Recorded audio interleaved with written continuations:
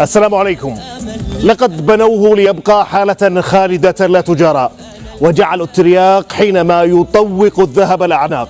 لقد شيدوه بمفهوم واحد: الاختلافات متى دق لها جرس، أمام معشوقهم تسقط وتتلاشى يسود الخرس.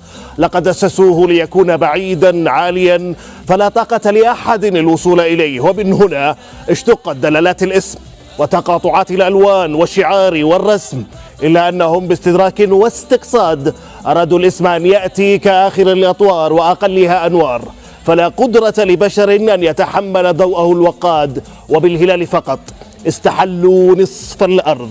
ولاحت البطولات كنتيجة حتمية على طريقة الإجبار والفرض، ولم تأتي تلك الألقاب بالسلفة على طريقة القرض.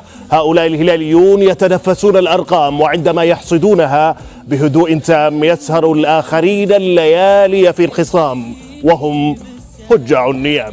إنهم يعيشون في سلام وفي رغد البطولات وسيطرة الأرقام. 64 عام يعيش بيننا هذا الأزرق، وسفينة التشكيك فيه تتلاطم بأمواجه، لم تهدأ ولم يتوقف ولم يغرق.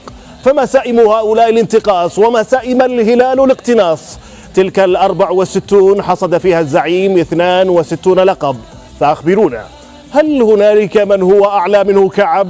إنه للعشاق مدعاة للفخر، للرفاهية، للعلو، للتباهي، للغطرسة. نعم، هذا التاريخ أول